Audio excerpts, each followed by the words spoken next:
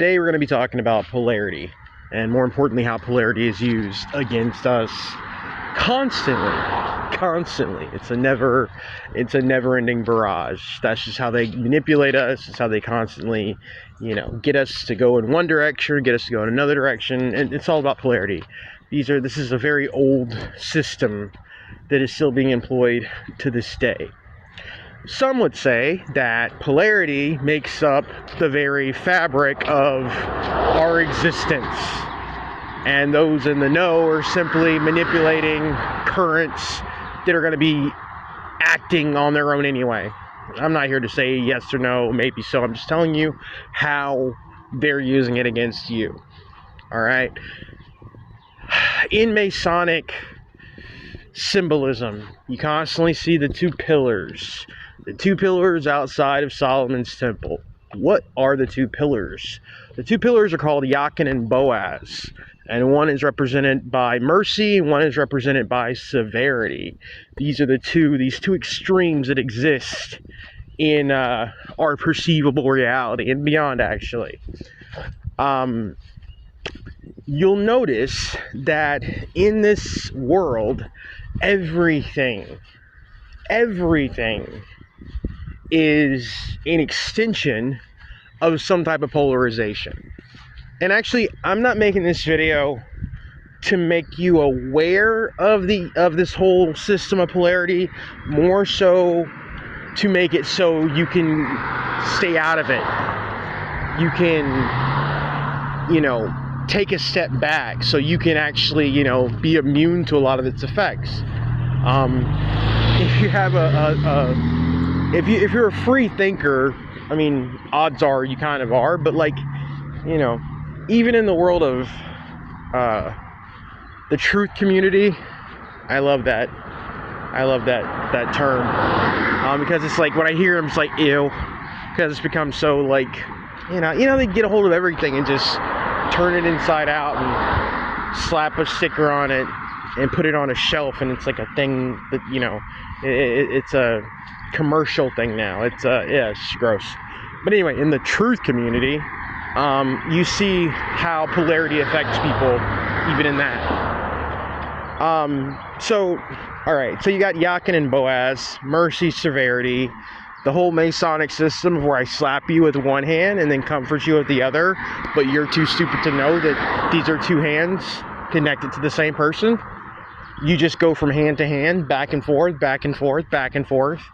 because you're like a battery. It's like a current. You're generating that energy, So there's a story. Maybe you've heard it. It was years ago, and again, this is how they operate. This is how the system operates. This is how, again, they manipulate you. You want to stay away from basically either pillar. You don't want to, it's like, so there's a lot of stuff that's spoken about that, like, people are like, oh, that's like, but no, it's true. There's a truth to it. There's a, you hear about people talking about the middle pillar and like not being attached to either side. You're able to function in a way that's beyond the societal constraints if you don't let yourself become polarized, if you don't let yourself become swayed by either side. Politics, perfect example. Democrat, Republican. I mean, that's why they set up these systems like that, because they're just acting on these laws of polarity, right? Coke, Pepsi, PlayStation or Xbox. Because, also too, you notice like when you have these either ors, the fervor behind each is so just intense. It's like, dude, it shouldn't be that, but it is. Again, people are being polarized. So, there's a story that I will share with you, and hopefully this kind of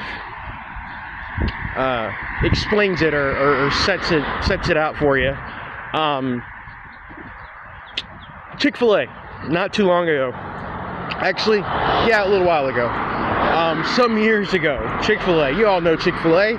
They make those delicious chicken sandwiches. So Chick-fil-A comes out, and they say, because Chick-fil-A is a Christian organization. Chick-fil-A is all about that God. Chick-fil-A is all about, serving God and being, being bastions of the Christian faith. Because, definitely Chick-fil-A, right? This multi-billion-dollar company, they got there because, God, right?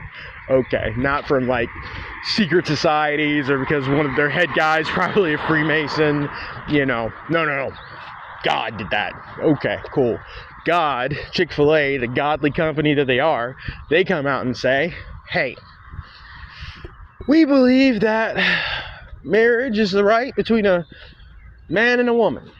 That, we're not going to say that homosexuality is a sin, but homosexuality is a sin. And guess what? People lost their effing minds, right? People went crazy, okay? So what happens? Well, polarity. So you got one side now that sways to a particular slant of, oh my God, Chick-fil-A, you evil, homophobic, religious bigots. You know what I'm saying? But then the other side shows up and they start defending Chick-fil-A. These are all your, evangelical Christians. These are all your, good, honest, American-bred Christians that come out, and now they're taking place in this corporate charade, this game, which they can't see because, again, they're so blinded by this polarity, by this polarization. They're so blinded. They don't understand this is a ploy conducted by those in the know. This is the sorcery, ladies and gentlemen. This is the magic. This is how they manipulate and control everything. One of the ways.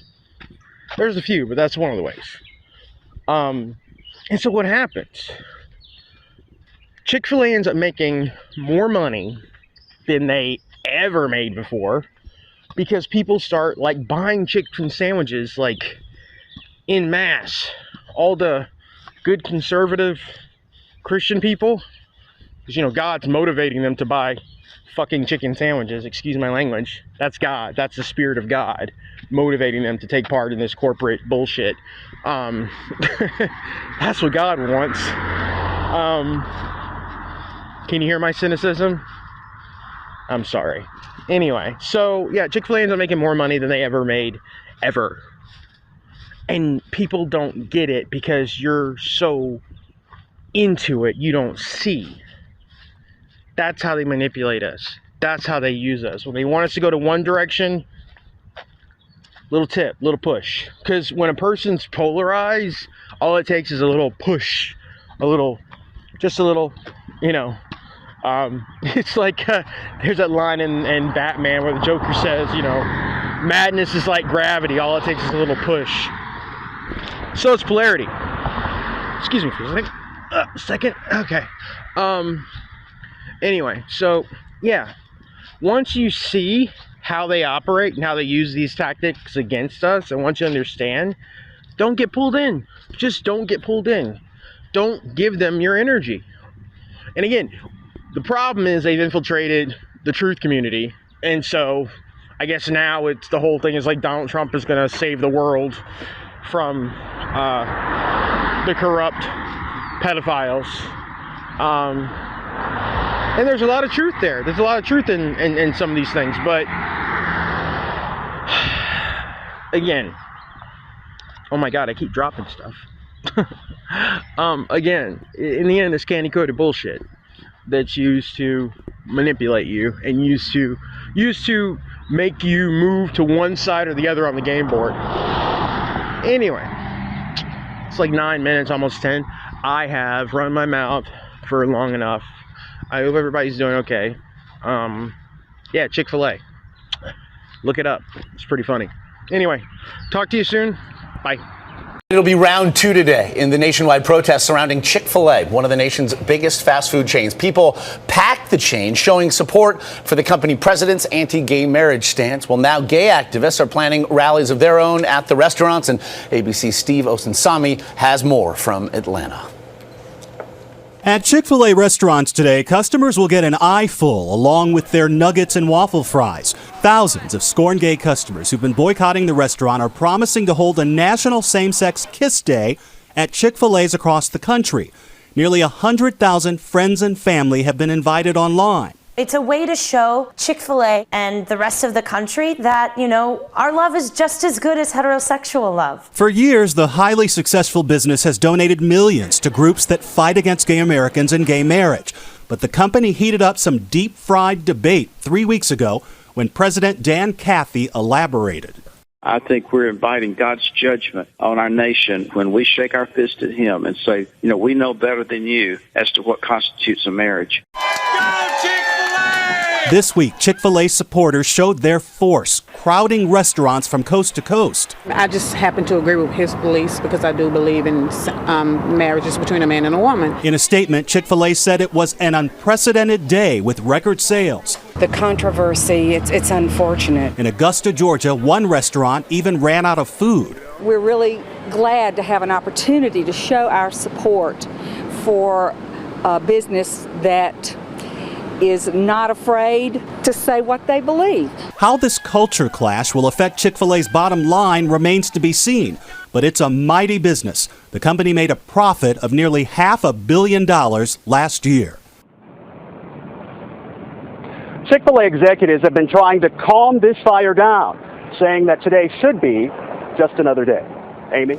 All right, Steve, thanks so much.